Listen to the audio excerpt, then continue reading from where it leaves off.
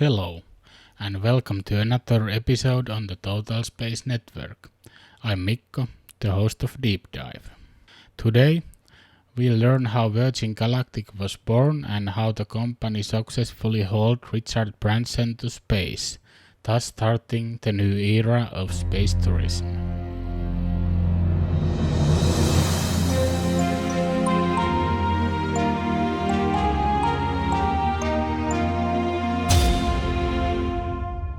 In Surrey, England, 18th of July 1950, Richard Branson was born. Knowing from a young age that he wanted to be an entrepreneur, he quit the school at the age of 16 and created the student magazine in 1966. Just few years later, in 1970, he set up a mail-order record business. In 1972, he opened up a chain of record stores known as the Virgin Records, later becoming the Virgin Megastores. His Virgin brand grew rapidly during the 1980s as he started Virgin Atlantic Airline and expanded the Virgin Records music label. In 1997, Branson founded the Virgin Rail Group to bid for passenger rail franchises during the privatization of British Rail. In March 2000, Branson was knighted at Buckingham Palace for his services to entrepreneurship. And finally, in 2004, he founded spaceflight corporation Virgin Galactic, based at the Mojave Air and Spaceport in California. In 2021, Virgin Group owns more than 400 companies. In 1991, Richard Branson was attempting to fly around the world in a hot air balloon. Branson, along with his ballooning partner, Lindstrand, crossed the Pacific Ocean in the balloon, setting a distance record of 6,700 miles. It took them 48 hours in total to fly from Japan to Canada, beating the original record of 3,072 miles. At the time, Richard felt he could touch space and had learned the basic capsule design for the hot air balloon. This would later help with Virgin Galactic, as it was at this point Richard claims that he started to explore the idea of space tourism. Along with aviation legend and balloon capsule designer Burt Rutan, in 2004 Richard founded the SPACESHIP company with the mission to build commercial spaceship and launch aircraft for space travel.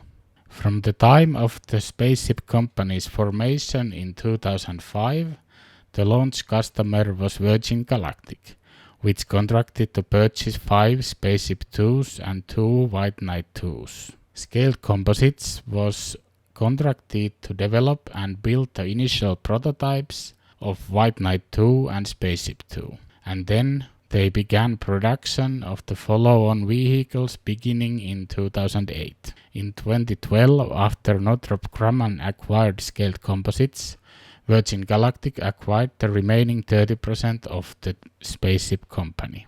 First major backset was in July 2007 when 3 workers for Scaled Composite died and 3 more injured as testing was taking place of components for the rocket motor that powers Spaceship 2 at the Mojave Spaceport.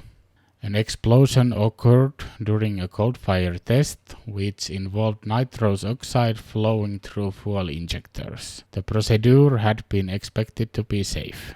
18 months seems to be a number for Richard Branson. In 2008, Richard announced that within 18 months the world would see the maiden flight.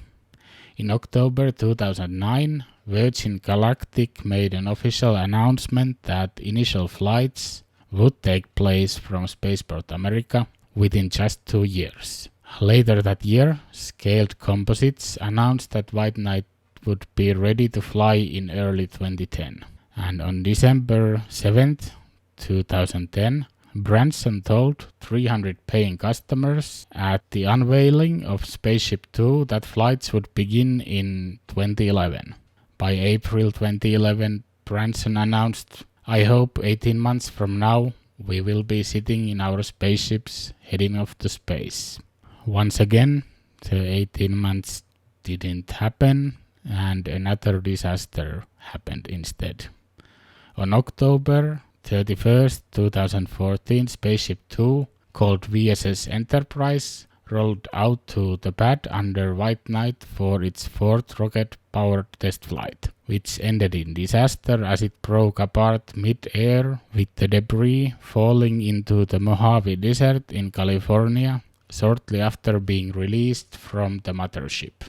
Initial reports attributed the loss to an unidentified in-flight anomaly. Initially, it was believed that the engine may have failed due to a switch of fuel from rubber-based to plastic-based, although a later investigation found that the engines had not been damaged, but instead air brake had deployed incorrectly and that it had caused the VSS Enterprise to shake itself apart mid-flight, killing the co-pilot and leaving the pilot with serious injury.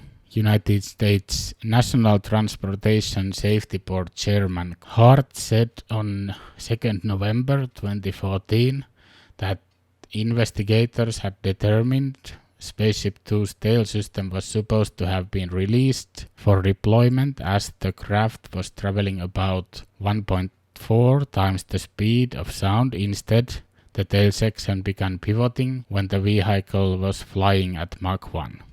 In 2015, U.S. National Transportation Safety Board cited inadequate design safeguards, poor pilot training, lack of rigorous FAA oversight, and a potentially anxious co-pilot without recent flight experience as important factors in the 2014 crash. They determined that the co-pilot who died in the accident prematurely unlocked a movable tail section some 10 seconds after Spaceship Two fired its rocket engine and was breaking the sound barrier, resulting in the craft breaking apart. But the board also found that Scaled Composites unit of Northrop Grumman, which designed and flew the prototype space tourism vehicle, did not properly prepare for a potential human slip-ups by providing a fail-safe system that could have guarded against such premature deployment. Before the crash, it was thought operational flights could have started in 2015, but accident investigation and building another ship would take time.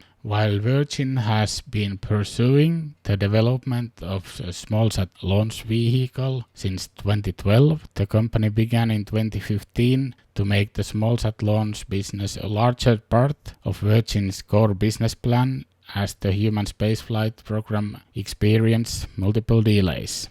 This part of the business was spun off into a new company called Virgin Orbit in 2017.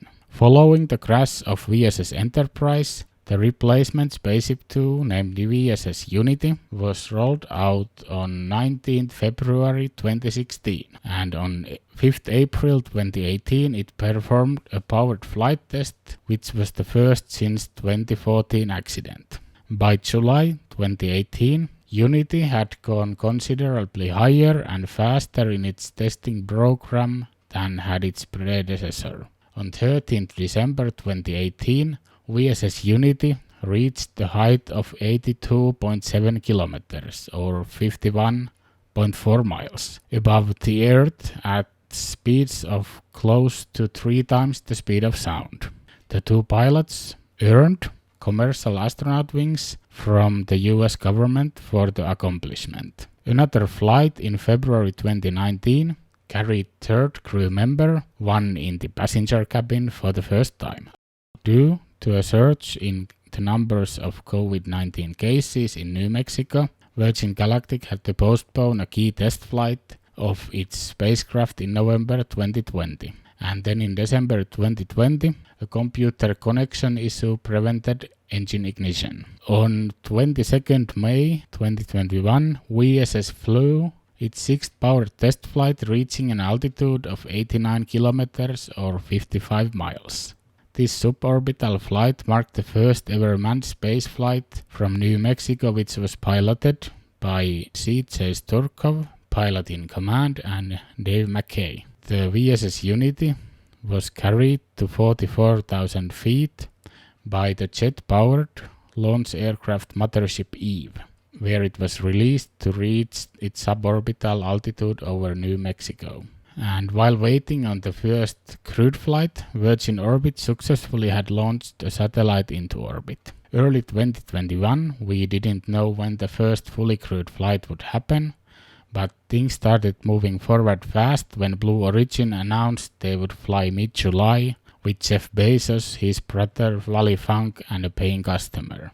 Maybe grabbing Wally Funk to the first Blue Origin flight was the deciding factor for Richard Branson. He wanted to beat Jeff Bezos and Blue Origin to space. So he announced he would fly to space with other people from Virgin. And this did indeed happen, and the test flight was completed on 11th July 2021. And it was a fully crewed flight with two pilots, Dave McKay and Michael Masucci. And the four passengers were Richard Branson, Beth Moses, Colin Bennett, and Siri Sabandla. It was simply awesome to watch the new era of space tourism begin. Richard Branson was testing the customer experience, and from the live sounds and views, you could see he really enjoyed the experience. And Total Space, of course, dreamed this history-making moment.